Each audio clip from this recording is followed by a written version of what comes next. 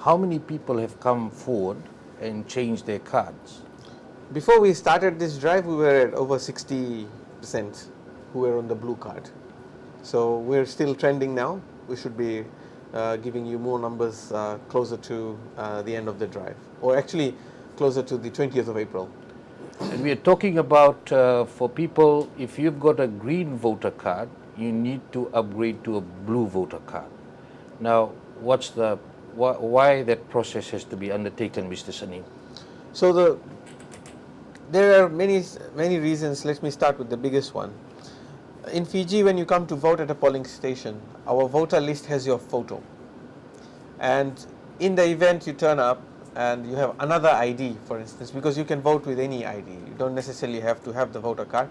We want you to come with your voter card. It will be easier to find you.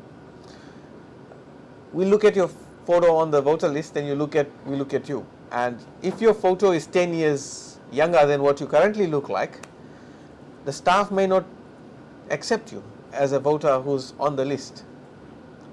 So that's one. The ID card, the registration process took place. Many people registered, 450,000 people registered in 2012. That means 450,000 people have an ID that is 10 years old. In the world of IDs, if your photo is more than 2 years old, that ID is now given lesser credibility. We are currently looking at photos which are 10 years old. So that's one. We need to get your latest photograph so that you can be identified on the voter list without hassle. The second reason is, in Fiji, the registration system started before the electoral system was finalized. What happened after that was that the registration took place of over 450,000 people, and then the electoral system was approved, in which the electoral system requires a voter to vote only where they are assigned. We call it precinct voting. That means that if you are registered to vote at St. Joseph Primary School, St. Joseph Secondary School, you cannot vote in any part of Fiji except that school.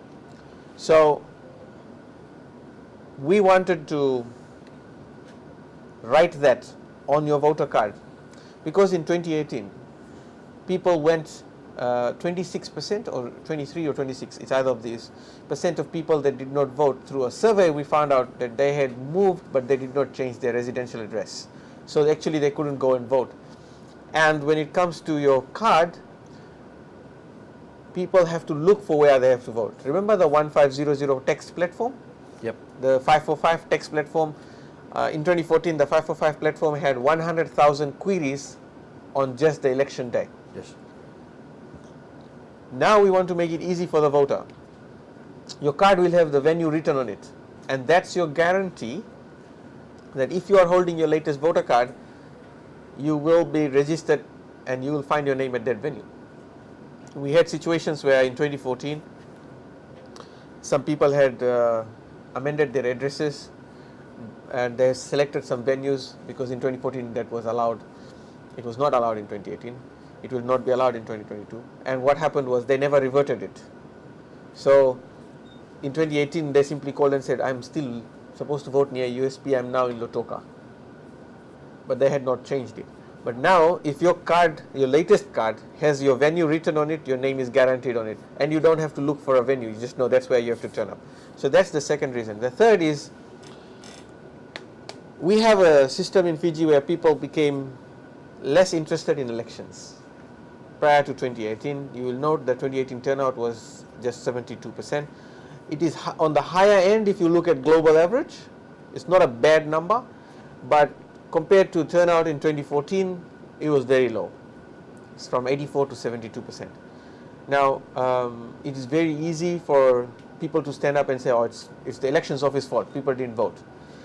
We took that on our chin. We went and we did a survey to find out why people didn't vote. And the survey showed that 23% or 26%, it can be corrected, subject to correction. People didn't vote because they moved, but they did not change their residential address.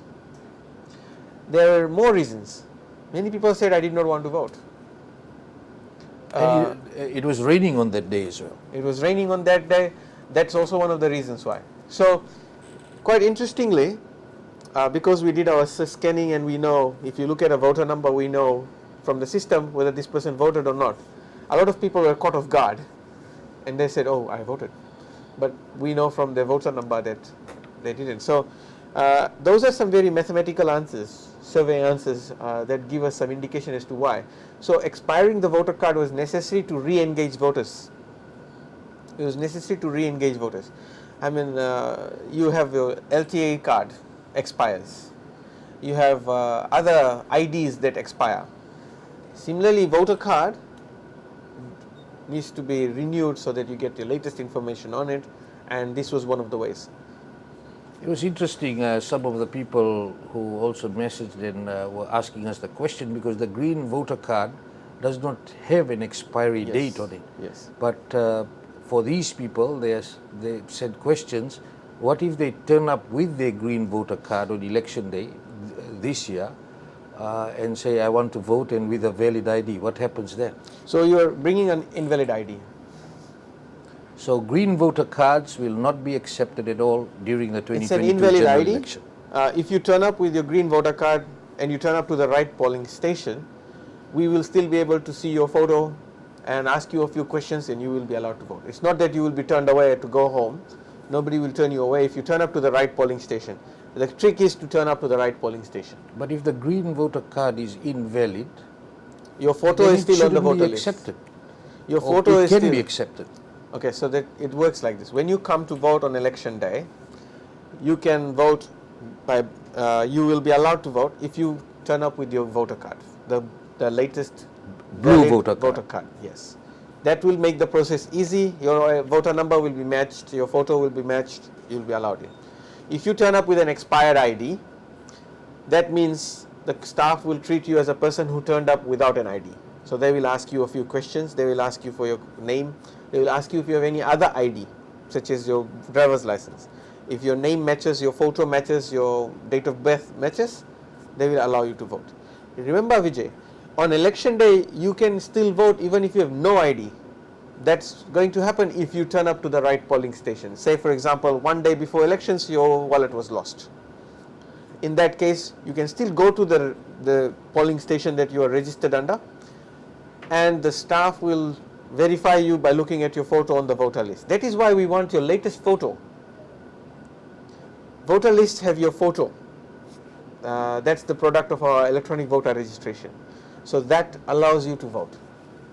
Okay, so the main message here is get upgraded to the blue voter card. That's it. It's the easiest way. Upgrade to the latest voter card and you will have no hassle. I mean, it would be an inconvenience if you turn up to a polling station and you are trying to flash your green voter card to the staff and say, this is also a voter card, and they turn around to you and say, but it's now invalid.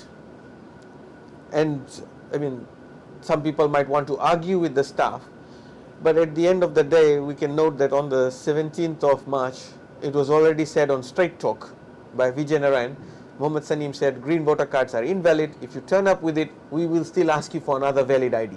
And to save the hassle, upgrade your now. card to blue voter card. And you because will be, if you open the door that side yes, and say you can accept, you may there's have no issues. point. Yeah. Then, and your people on the ground will then get a lot of people coming and maybe saying I should get accepted, and more work, and inconveniencing other voters as well. If you are the first person in the queue and you are there and you are arguing with the staff to accept your green colored voter card, there may be 40 people in the queue who are now being inconvenienced because you are now trying to get your leeway through. The staff will still ask you for a valid ID, not the green voter card, a valid ID. Now, your driver's license is also the same, remember, when it expires. Nothing changes on the driver's license. You don't go and flash that to the police officer and say, let me continue driving, I have an expired driver's license. The whole point of a driver's license is to be able to drive. So the same logic applies to registration as a voter. You may have a green colored voter card in a good condition and everything, but it expired, bottom line.